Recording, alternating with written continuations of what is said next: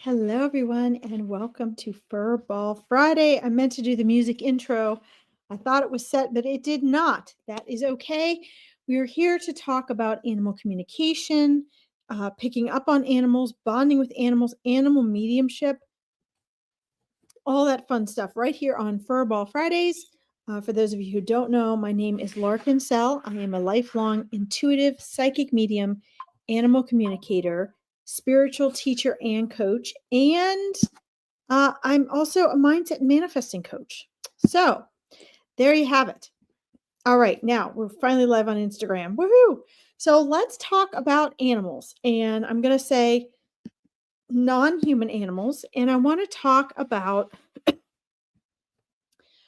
building a deeper connection and actually how, if you want to communicate with animals or you think you are an animal communicator and you're trying to figure out how to do it, it's easier than you think. It's actually innate. It's actually a natural innate thing that we all have that is trained out of us. So don't feel discouraged. Don't feel stressed out if you're trying to figure out how to connect with your furry family members. Or, guys, it doesn't have to be furry family members. It might be, that you have a bird or you have a lizard. Like I've got a leopard gecko. So it's not necessarily furry family members that we're always talking about either, right? But I want to talk about some ways that you may be communicating with and connecting with animals here in this world. And then we'll talk about the mediumship aspect. And you don't even know it. Okay. All intuitive ability. So all like psychic medium and like animal communication type of skills and abilities, they're all actually intuition. Okay. They're all uh intuition is like the main form. It's like the basis for all intuitive psychic medium animal communicator type of things. Okay, it's the foundation for all that. And just like a muscle, I don't remember who said the quote, but just like a muscle, it's something that has to be practiced to be developed, right? The problem is we all talk about our animals, we all talk about connecting with animals, connecting with nature, all of that stuff, but we follow each other's beliefs, right? We follow what we hear other people believing and saying instead of really testing it out for ourselves, instead of trying it out. See, I've got little ones right next to me right now, which is why I'm sitting kind of cattywampus on the couch. I have little fur balls right there. So, this is something that is possible for all of us. It's just that not everybody knows it and it's not our norm. And what I find is that people they tend to superimpose their own thoughts, wants, needs, and everything onto hi Emma, welcome.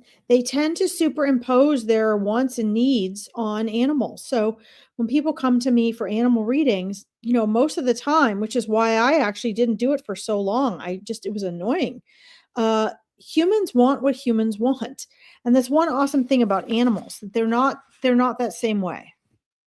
So, for example, when a lot of people come to me for an animal reading, they want to know, how do I tell my animal to stop doing this? How do I get my animal to do that? Will you please let them know that they have to blah, blah, blah? And, my response to that is, if you want that type of response and outcome from your non human animal, you have to show them the same respect, give and take, and partnership as you would a human. It's just the truth. We take for granted that they're non human animals. And so, sometimes people go off angry from that, but that's the truth of it. I had one lady say, will you please she didn't even pay for a reading. She was just messaging me to tell her to ask her animal.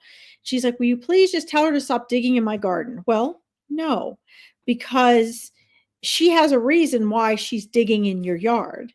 And thinks she's working in partnership with you. She thinks she's helping you. Learn instead to communicate with your animal and find out why she's digging in your yard. Take the time to find out what her reasoning is, what her need is, maybe what you can do to assist her in fulfilling your request. Okay.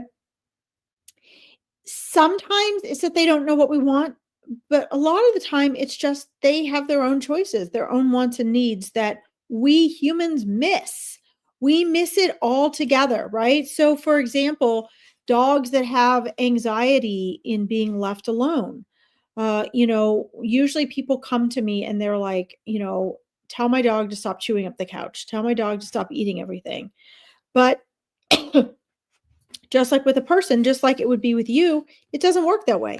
If you want your dog to stop chewing up the couch or eating things, you have to give your dog what it needs. You have to figure out what is setting that off. What does that animal need and what are they trying to tell you that you're not picking up on? Now, in a very basic way, you guys don't even have to be psychic animal communicators to be able to learn to read that your animals want and need something. And so I think people get disheartened when they ask me about animal communication. And one of my responses is, look, you don't even have to be a quote unquote animal communicator to be able to pick up on what your animals are trying to tell you. They are so patient. They are constantly trying to communicate with you. And the thing is we're so in our heads and we're so triggered and we pay so much attention to other human beings' words that we don't realize they're communicating with us. We don't recognize and acknowledge the nonverbal communication, which is actually 90% of what we're picking up on anyway, even with other human beings. We get hung up on people's words, their tone of voice, and we miss it. So, of course, our poor non human animals are left in the dust because they're trying in very obvious ways to tell us. Like my Jack Russell Jackie, the little one right here, when she has to go potty, she is insistent. She walks forward and backs up. She makes eye contact just like a human, even better than a human. She will talk. Whoa, whoa, whoa, whoa, whoa, whoa, whoa. And she'll get more intent if we're not listening. Now, most of the time, if I'm not busy and I'm not preoccupied, she can walk up to me and I already know, right? I'm intuitive that way. She can come up, look at me, wag her tail. We've had a communication. Or I could be working and get ready for a break. And I think to myself, oh, yeah, they've got to go out. And I turn around, there she is waiting. So you can get your animal communication that clear and that easy.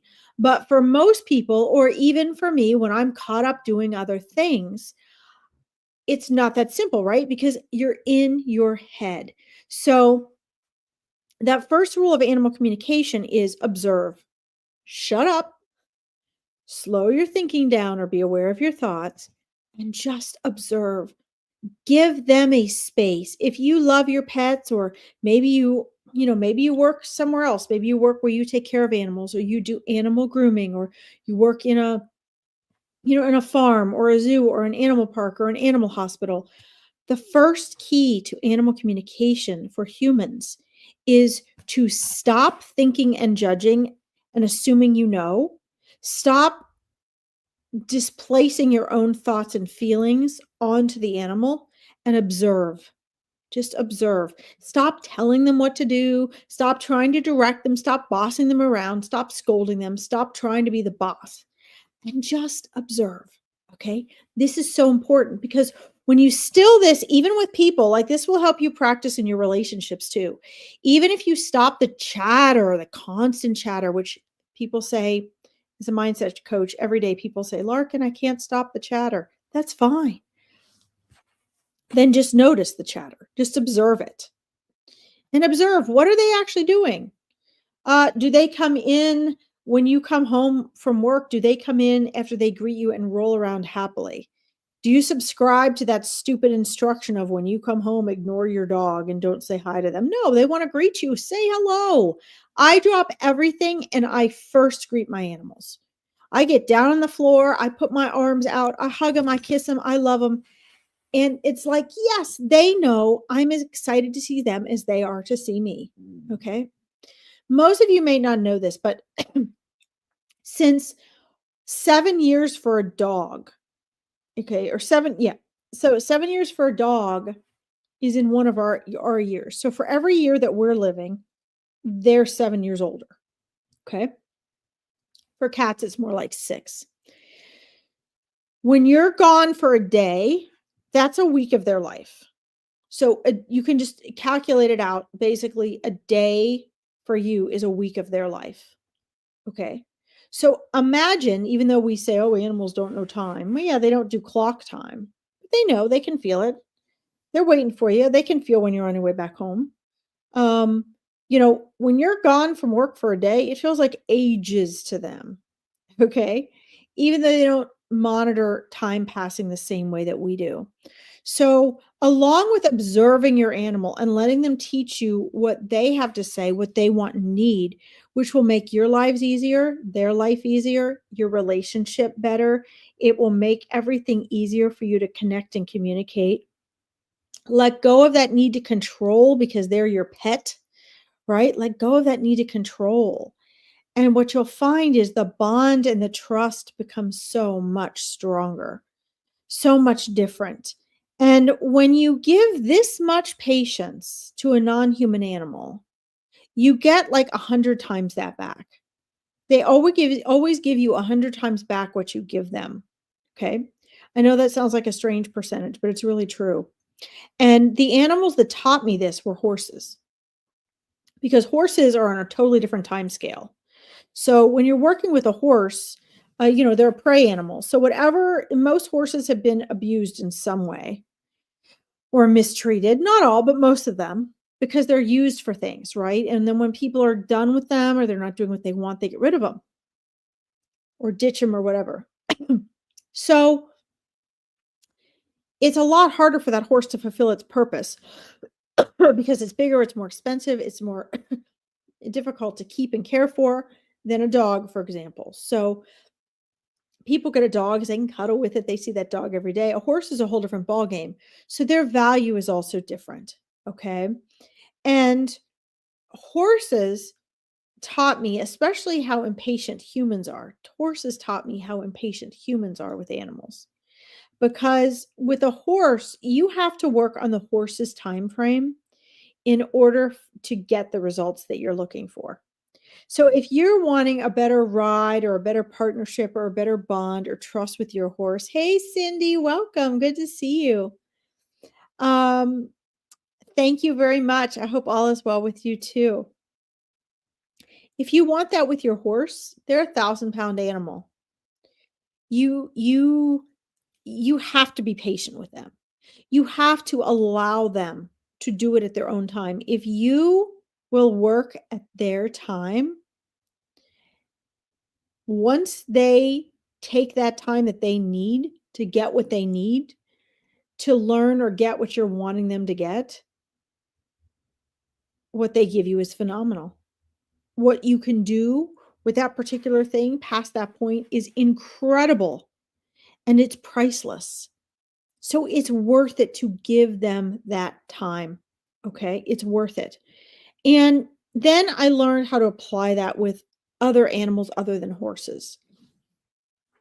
With human beings, even if we're little kids, we can yell out, we can fuss, we can resist in a way that other humans understand, right? We can say, no, that hurts. Or no, I'm afraid of that. Or that thing in the corner.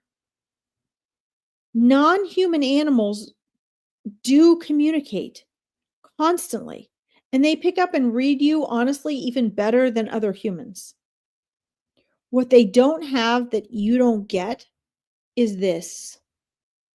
They don't have the tongue, the palate, or the vocal cords to speak your English or whatever language you speak, your human verbal language. And humans put way too much emphasis on verbal language, even though we actually, 95% of our communication, even with each other, is nonverbal.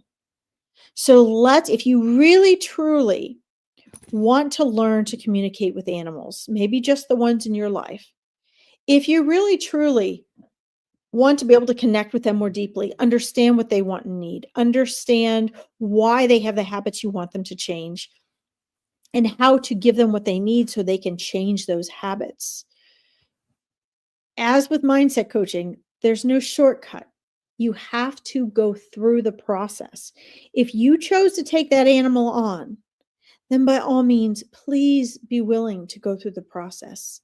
By all means, please be willing to give them that which they need to please you, because they do want to please you. They do want to work in partnership with you. They want to understand and they want to be understood. They're sentient beings, just like trees, okay? They're sentient beings with us. And so, although they may not have our prefrontal cortex, they can't do math and calculations like that, right? They can't do the regular reasoning we do. Their intuition is better than us. Their instincts are stronger than ours because we overthink. Their ability to read nonverbal and communicate nonverbally is better than ours. And they even have verbal communication that we just as humans don't get, right? Your dog's barking and barking and barking and barking. And you're like, shut up. They get that. They get the energy. They get the negativity. They get the meanness. They get the impatience. They get the irritability from you. They get that. All that means to them is they're in trouble. All that means to them is they're being punished for trying to communicate. But if they could speak English or they could speak your language, they would be saying, hey, excuse me, you're not paying attention to me. I'm trying to tell you something important. You want me to start peeing on your carpet? Understand that I got to pee every hour. Put a potty pad down for me, mom. Right?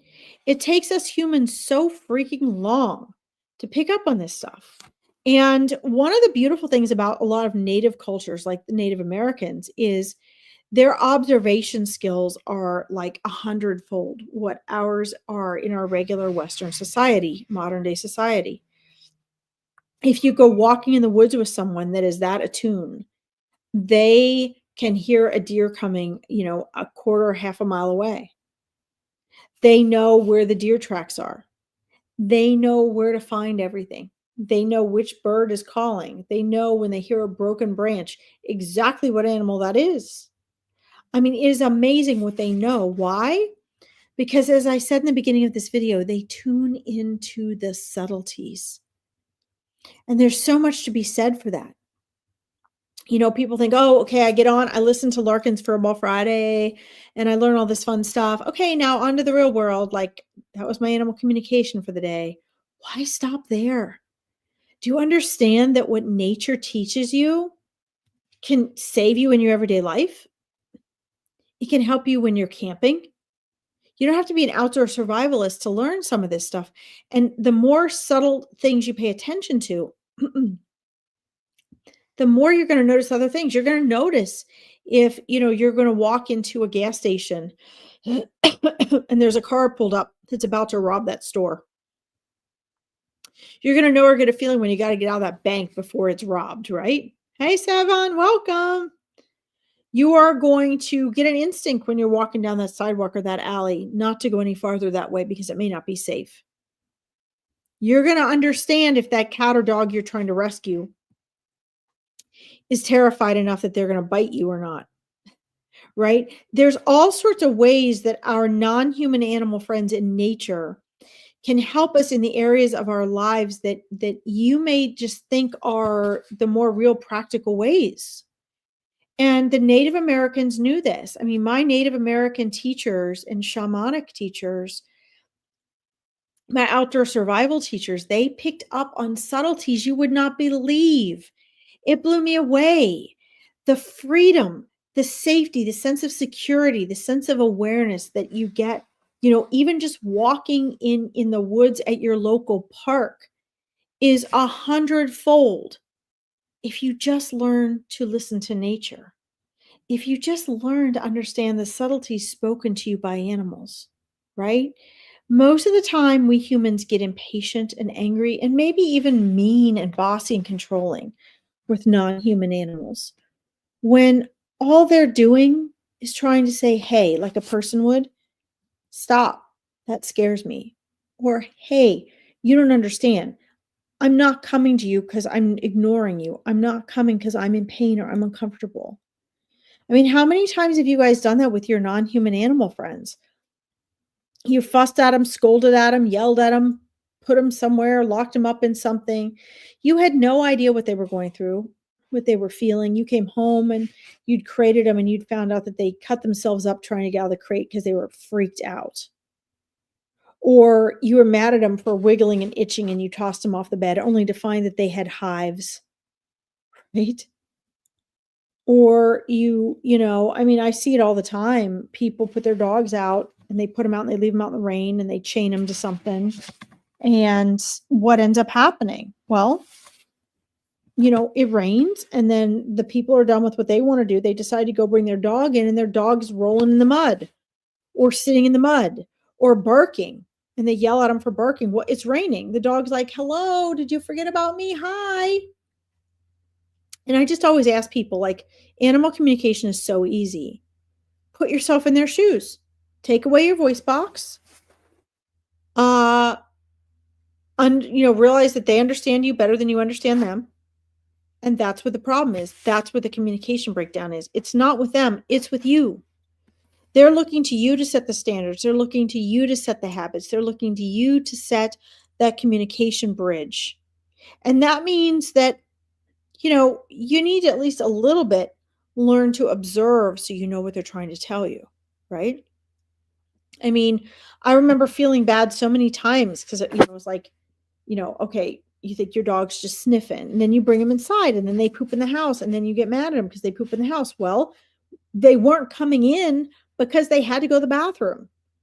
How are you when you have to go to the bathroom? If somebody's standing outside the bathroom door yelling at you, come on, we gotta go, we gotta go, we gotta go. You want to go before you leave, don't you? Right? They're the same way. Maybe a lot of them have privacy preferences. I had a dog that she'd only go to the bathroom on walks in private. She had to go back behind a bush or something. I have a horse that she'll wait uncomfortably in the cross ties until you bring her in. She wants to go in her stall. And we don't respect that. Some of you may. But in general, so many people don't respect this about their animals. And like I said a few minutes ago, if you respect them, if you show that respect, they start to trust you. If you show them, they can trust you, because animals know even before humans do when they can't trust somebody, right? So earn their trust. This is a great way to start your animal communication journey. Observe, as I mentioned. Stop this. Stop assuming you know. Stop projecting your human thoughts and emotions on non-human animals. We're animals too. That's why I say non-human animals. Okay, like it or not, we are. You're a plant or an animal, then take your choice. All right. But even plants are sensitive. Just because they don't have a prefrontal cortex doesn't mean they don't get it. They just communicate differently. So since we do have a prefrontal cortex, since it's our job to make sure they're safe and care for them, since we are the stewards, it's our job to build that bridge of communication. They are already doing their part. If there's something they're doing you don't understand, that you don't like, and you think they're doing bad, find out the reason, please, first. Find out the reason. Now, sometimes you'll just get an animal, like we do with the horses sometimes, that's just stubborn, right? And with a 1,000-pound animal, you can't let them, if you need them to give you space so that you're safe because they can crush you, that needs to happen.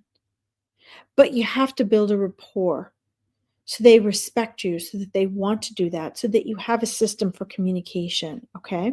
So for those of you, again, interested in animal communication, here are my guidelines for today for you for that, okay? First of all, I do have an Awakening Your Intuition program, and a lot of what we do in there leads up to enhancing and building and developing your animal communication.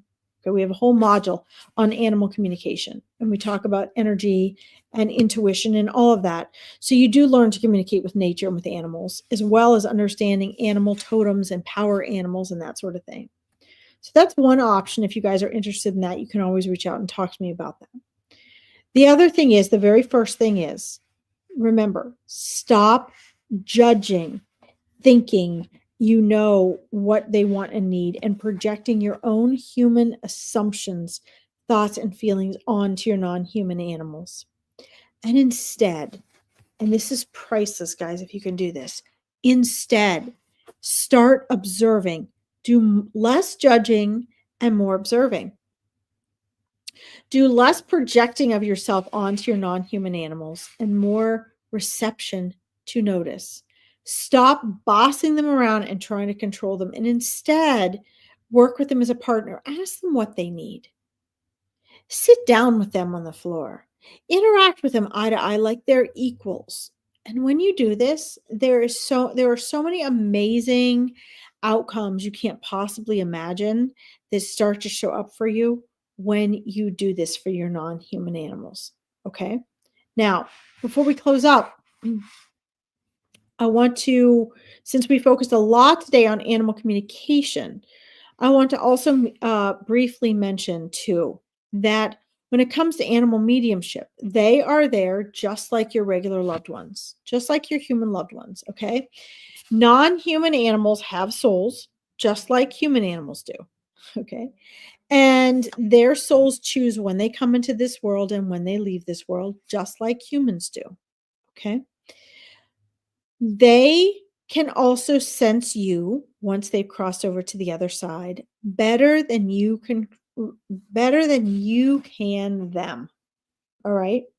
So, oh, I didn't put my banner up today. Oops.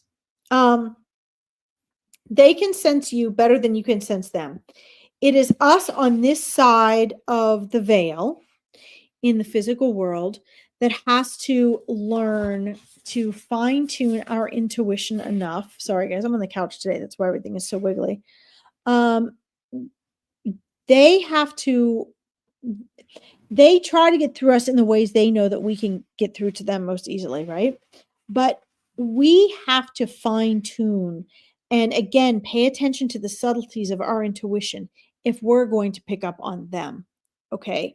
And when our non human animal friends cross over, just like when our human friends cross over, we have to pay attention to the subtleties because the only difference between an intuitive psychic medium and an animal communicator and one that isn't doing those things is we pay attention to the subtleties and we learn to trust them. Okay, we learn to trust them. So you really have to learn to pay attention to things that go underneath your radar and to practice that until it becomes stronger, until you learn to be confident in that.